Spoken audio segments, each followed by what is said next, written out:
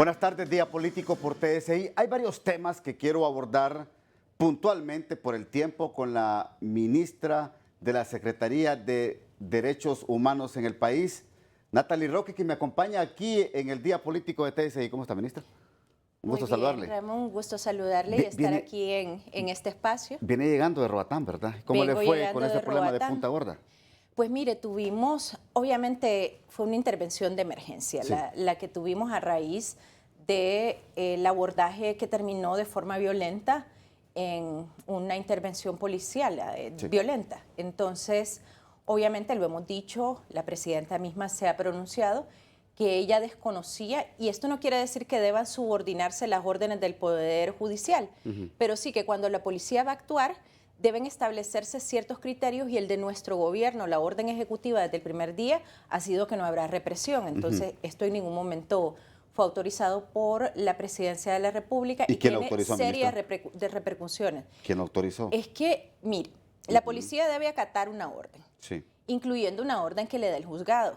Lo que no puede acatar, y ahí es donde estamos en el proceso de investigación, es que según tenemos información, la policía al momento de presentarse al lugar fue instada de forma pues bastante fuerte por quienes se encontraban allí para que se ejecutara la orden, que se procediera a hacerlo de forma violenta, y en eso sí, en este momento nuestro gobierno es inflexible. No pueden haber violaciones a derechos humanos y represión al pueblo hondureño. Ya hemos tenido previamente acciones, Ramón, hemos tenido hasta paros de carreteras y se ha tratado de mediar el diálogo en todo momento. Y bueno, imágenes como las que estamos viendo en este momento, pues es algo que bajo nuestro gobierno, bajo el gobierno porque lo decimos con orgullo, Ramón, somos el gobierno de las y los golpeados, somos el gobierno de la resistencia hondureña. Aquí tiene una ministra que ha sido bien gaseada, entonces, que ha tenido órdenes de captura por ejercer su derecho a la protesta social. Entonces, bajo nuestro gobierno, esto es algo grave. Ahora, que va a seguirse la investigación correspondiente y que evidentemente también vamos a sentar un precedente. Bajo esos conceptos que usted da esta tarde, mire lo que pasó hoy en San Lorenzo, departamento de Valle. Fueron desalojados los que estaban protestando por la Policía Nacional. Mire lo que pasó también en Salida Olancho, fueron desalojados. Es que mire, bajo este principio, ministra, porque yo sé que usted el gobierno actual, usted me lo está diciendo aquí en el programa, que también sufrió este tipo de desalojos violentos en su momento. Bueno, entonces hay que practicar con el ejemplo lo que se vivió.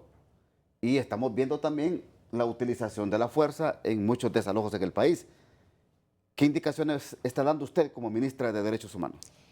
Mire, en este momento hemos convocado de emergencia a la mesa, porque tenemos una mesa interinstitucional, usted lo decía en su cobertura hace un par de días, esa ya es la 6ª mesa interinstitucional para el abordaje de la conflictividad social, porque en dado caso la conflictividad, el abordaje de la fuerza de seguridad debe de ser la última instancia, así como el abordaje penal. Correcto. La conflictividad se previene. Existen diversos tipos de conflictividad en nuestro país que luego de más de una década de todo lo que heredamos, pues es evidente que la conflictividad, sobre todo con un gobierno que se comprometió a no reprimir, pues la conflictividad tendrá mayores manifestaciones. ¿Qué pasa? Que tienen que haber instancias, y sí es cierto, la policía tiene el monopolio, las fuerzas de seguridad del Estado y el Estado el monopolio del uso de la fuerza, y hay mecanismos para la gradualidad en cuanto al uso de la fuerza y protocolos. Vamos a revisar con la Policía Nacional estos protocolos acompañadas por la oficina de la alta comisionada, del alto comisionado ahora de las Naciones Unidas para los Derechos Humanos, porque lo que sí necesitamos es establecer parámetros claros. Obviamente estamos en proceso de desmontaje de muchas cosas, incluyendo de las prácticas represivas, y hay que entender que muchos de estos agentes también pues vienen de una formación donde el tolete y el gas pues eran la única alternativa, y al encontrarse en situaciones donde se prevé un enfrentamiento y las cosas se tensan, pues también desconocen otras soluciones de mediación de conflicto aparentemente, ¿verdad? Eso es lo que podríamos pues intuir en base a lo que estamos viendo, pero esto no quiere decir que la respuesta violenta sea la única alternativa. Entendemos evidentemente que cuando hay, como lo estamos viendo en este momento, una toma de una carretera que también impide la movilidad del resto de la ciudadanía, la policía está en la potestad de hacer los procedimientos para liberar el tránsito. Entonces, estamos en ese equilibrio, es un equilibrio muy difícil, hay que entenderlo. Claro. Es un equilibrio muy difícil, pero es un equilibrio necesario. Ahora, Porque además, Ramón, solo con esto sí. termino, disculpe, el uso de la fuerza no está acorde con los estándares internacionales en materia de derechos humanos de los que Honduras es signataria. Y luego, y por eso, pues, ¿por qué la Secretaría de Derechos Humanos anda en todo?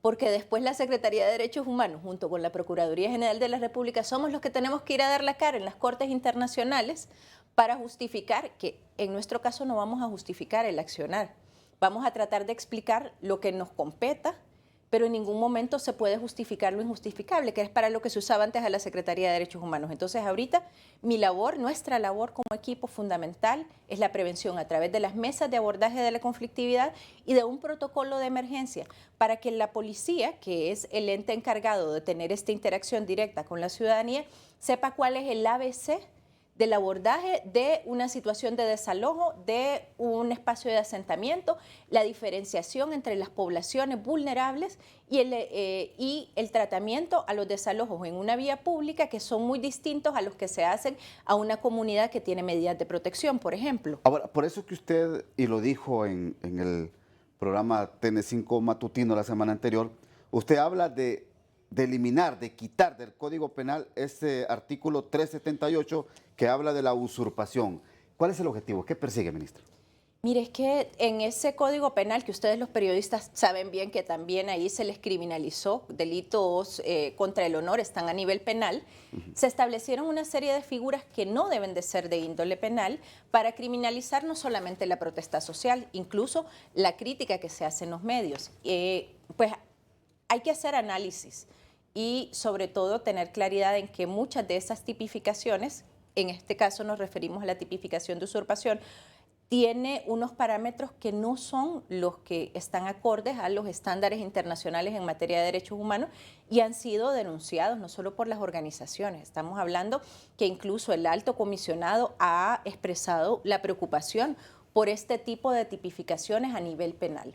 Porque, ¿qué es lo que pasa? Que se está enviando entonces a lo penal todos estos casos y luego tienen un abordaje que no es el que se corresponde de acuerdo a los estándares internacionales. Lo mismo pasa, como le digo, en el caso de delitos contra el honor, que no deben tener esta índole penal, que estamos desde la Secretaría de Derechos Humanos también instando para que estos delitos sean despenalizados, o sea, que no estén dentro de este Código Penal. Siempre existen otros mecanismos por los cuales usted puede proceder cuando se sienta como persona injuriada o calumniada por alguien en los medios de comunicación, pero no es la primera instancia, la instancia penal. Y bueno, nos preocupa mucho cuando además esta figura se utiliza en contextos en los que estamos hablando de territorios que son territorios de comunidades indígenas, que sobre ellos puede estar sujeta una titulación ancestral, porque la primera instancia debe ser, en dado caso, una investigación diligente y conjunta con el Instituto de la Propiedad, Fiscalía de las Etnias y otras entidades competentes. Mire, yo voy a la primera pausa, porque este tema de los delitos contra el honor, que la Secretaría también de Derechos Humanos, tengo entendido que va a presentar su proyecto de ley, su iniciativa de ley. Ya hay dos iniciativas de ley. Nosotros es un análisis de convencionalidad, es un análisis jurídico y de control de convencionalidad que le dice al Congreso, porque nuestra facultad, y esta es la otra cosa que me gustaría compartir, Ramón, nosotros como Secretaría tenemos la facultad de asesorar y coordinar a los poderes del Estado. Correcto. En este sentido, le vamos a presentar todo un análisis al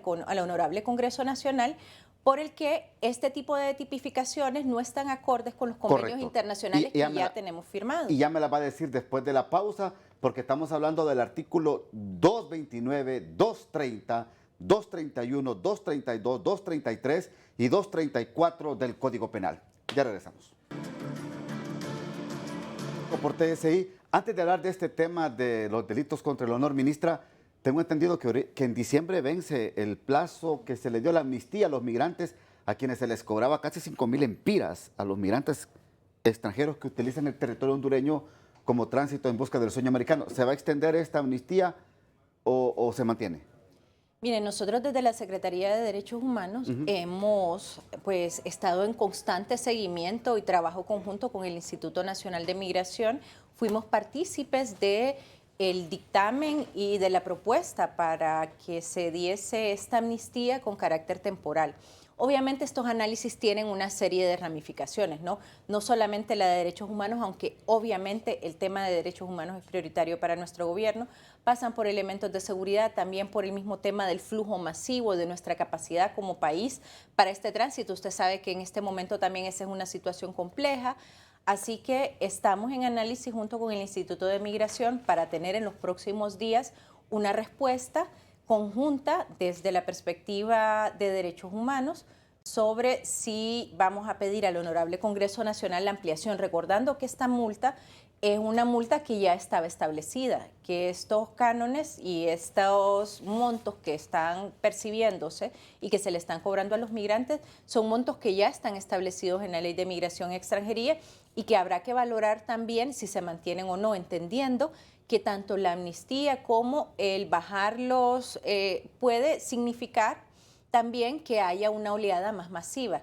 Y bueno, en este momento es un análisis complejo que estamos haciendo y que vamos a tratar de tener antes que finalice el plazo, ¿verdad? La propuesta de si se amplía o no el periodo de la amnistía para los migrantes. Pero desde ustedes sí quiere que se amplíe. Mire, como le digo, desde la perspectiva de derechos humanos es claro, nosotras no podemos poner restricciones y si nos encontramos ante situaciones de crisis humanitaria como las que se está viviendo con muchos de estos migrantes que vienen con muy pocos recursos económicos, entonces nuestro balance siempre será el apoyar a las poblaciones que están en condición, en situación de vulnerabilidad. Okay.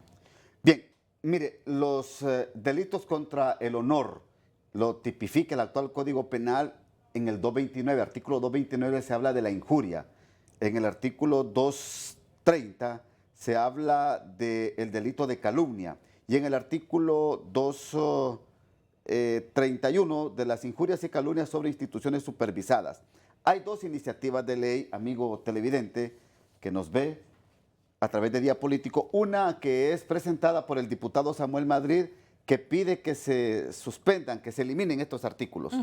Solo el artículo 231, él dice que no, que se quede, tal y como está. Pero también hay una iniciativa de ley de otro diputado del Partido Libertad y Refundación, Rommel Darío Morán Espinal, que él sí pide que se deroguen todos los artículos. Ahora, desde la perspectiva de la Secretaría de Derechos Humanos, ¿cómo interpretar estos delitos contra el honor que el Código Penal ya sanciona con penas, ministra?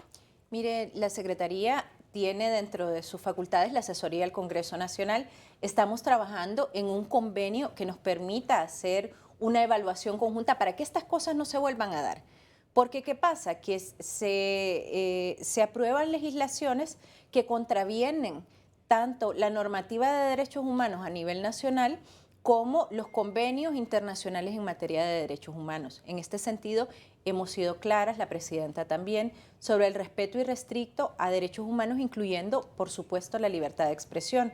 Y, por tanto, nuestro compromiso es que la Secretaría de Derechos Humanos va a presentar el suficiente sustento a nivel de convencionalidad jurídica, o sea, todas las convenciones internacionales a las que estamos sujetas como Estado en materia de derechos humanos que protegen la libertad de expresión y que en este caso, pues una penalización de estos delitos es un elemento que vulnera la libertad de expresión. Existen otros mecanismos que deben ser empleados, pero la penalización per se es lo que en este momento, como ya bien señalan los diputados, que por cierto pues también son afines son del Partido Libre, es precisamente porque nosotros, viniendo también de tanta pues vulneración a la libertad de expresión, donde incluso hubo un golpe de Estado con cierre de medios, no somos partícipes de continuar con la legislación lesiva a la libertad de expresión. Y usted sabe que ya derogamos la ley de secretos, que ya se están en derogatoria, otras leyes que atentan también contra el acceso a la información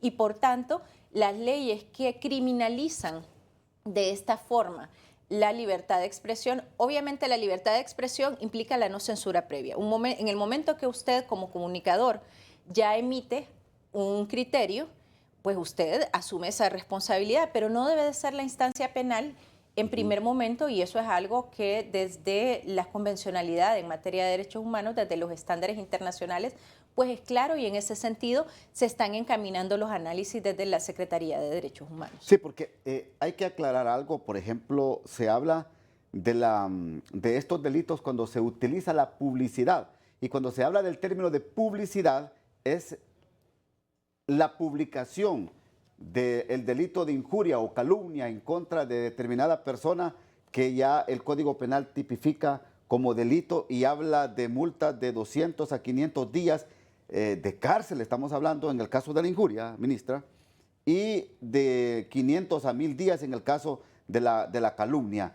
Definitivamente esto hay que eliminarlo, ministra, desde su punto de vista. Evidentemente, este es un código penal que hemos señalado, que lo señalábamos cuando estábamos en campaña y que seguimos manteniendo, que es un código que se aprobó para pues limitar determinados derechos que eran los que en ese momento pues se tenían identificados como elementos que podían pues generar alguna inestabilidad al régimen que logramos sacar por las urnas, como la protesta social y también la denuncia que periodistas, comunicadores sociales hacían.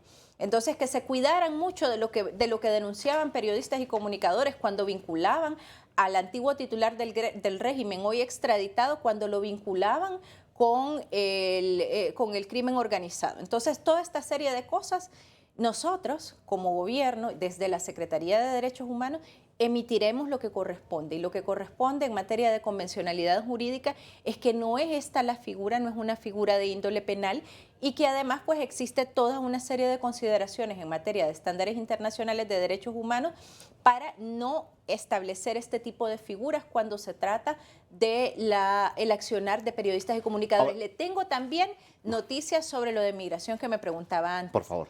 Mire, la última información que me han dado es que ya fue presentada ante el Honorable Congreso Nacional la iniciativa por el diputado Mario Argeñal, diputado del Libre, por el Departamento del Paraíso. Ya se presentó la iniciativa al Congreso Nacional para extender la amnistía de la multa. Así que ya está en manos del Congreso Nacional. Perfecto. Bien, yo quiero ser bien claro en el programa porque esto de despenalizar los delitos contra el honor... porque no solamente es para los periodistas ni para los medios, sino que también es de carácter humano. Para la ciudadanía, y esto Correcto. incluye muchas cosas, incluyendo el ciberdelito, porque mire, se da, y sobre todo en el tema de violencia contra las mujeres, cuando las mujeres son expuestas en su intimidad también y las consecuencias que eso trae, las calumnias, injurias, Correcto. que se pueden derivar del uso inadecuado o del uso sin consentimiento de información de las personas, sean o no públicas. ¿Por qué quiero hacer yo esta inquietud acá en el programa? Porque tampoco desde el poder, tampoco desde el gobierno se vaya a pretender injuriar o calumniar a determinados grupos o a determinadas personas. Porque esto tiene que ser de manera general, ministra. Claro, es de aplicación general y los funcionarios somos quienes más estamos sobre la mira y quienes más pasamos con la lupa puesta en cuanto a todas las expresiones que tenemos. Correcto. Así que y somos quienes más también somos denunciados. Si le contara yo la cantidad de denuncias falsas que se levantan diariamente, ya sea en medios o que se tratan de seguir un procedimiento, ¿verdad? Que luego el procedimiento no prospera, pero eso no implica que no se atente contra una en el ejercicio de la función. Pero ya sabemos que la exposición que nos da estos cargos hace que también sea diferenciado el tratamiento de una persona que está en la función pública a una persona privada que es víctima y es sujeta de estos delitos de calumnia, injuria, difamación. Perfecto. Entonces, los tratamientos son distintos y estamos claros. Vamos a la segunda pausa y ya regresamos. Bueno, quiero concluir el programa con dos temas. Las casas refugio, unas que se cerraron ya, ministra. ¿Se van a habilitar, se van a abrir o se va a conformar una ley de refugio en el país? En este momento tenemos, la Presidenta de la República, acompañada por nuestra Ministra de la Mujer. Hay que decir que tenemos ya una Secretaría de la Mujer, que este es otro logro significativo para las mujeres, y que la Presidenta de la República también firmó el protocolo de adhesión para la Convención Internacional para la Eliminación de las Formas de Violencia. Tenemos esta ley junto con el protocolo, con la adhesión al protocolo en el Congreso Nacional, para su aprobación. Esto es importante que sepamos y dentro de ella también se establecen diversos mecanismos para la protección de las mujeres que son víctimas de violencia, incluyendo el tema de las casas refugio. Desde la Secretaría de Derechos Humanos, en conjunto con la Secretaría de la Mujer, también trabajamos en la ley de alerta morada. Rápidamente se lo digo, que la cara de una mujer desaparecida esté por todos lados, para que no haya forma de que pueda pasar desapercibida. Es como lo de los niños, la alerta Amber, se desaparece un niño, la cara en todos lados, para que no puedan llegar muy lejos con esta persona una vez que está secuestrada. Entonces tenemos toda esta serie de iniciativas ya en el Congreso Nacional. Desde el Poder Ejecutivo el compromiso es total. Evidentemente tenemos por primera vez una mujer presidenta. Entonces nuestro compromiso y el compromiso de la Presidenta de la República es que los índices de violencia contra las mujeres disminuyan y que la legislación en materia de protección a las mujeres también sea fortalecida. ¿Se van a reabrir las casas refugio, ministra? En eso estamos. Están haciéndose los análisis pertinentes para que los espacios donde se protejan a las mujeres reúnan todas las condiciones y también sean de garantía plena de protección a ellas. 7.000, casi 7.000, 8.000 mujeres han sido asesinadas en Honduras del 2002 al 2022 de lo que vamos de este mes. Es una situación muy dura y difícil. Es una situación muy dura y la tomamos con toda la preocupación porque además somos mujeres y somos mujeres hondureñas, Ramón, así que hemos vivido las múltiples violencias quizás con menos brutalidad que las que viven las mujeres que diariamente andan en la calle, andan en el bus, que viven con su agresor porque no tienen otra forma de tener un techo para sus hijos. Bueno, cantidad de realidades que conocemos y que estamos comprometidas. Justo ahora que estuvimos en el examen en materia de derechos de las mujeres en Ginebra, hace menos de un mes, la ministra de la Mujer patentó este compromiso y claro, hemos sido transparentes, Ramón, respecto a los enormes retos que tenemos encima y que la violencia generalizada tiene un especial efecto en las mujeres y que se ha profundizado, y esto no solo en Honduras, en toda Latinoamérica, producto de la pandemia, el confinamiento y toda la multicrisis derivada. Gracias, ministra de la Secretaría de Derechos Humanos en Honduras, Natalie Roque, por participar aquí en el programa Día Político. Muchas gracias Ramón. A la Muy orden. amable. Hasta aquí el programa de hoy. Que pase usted una feliz noche.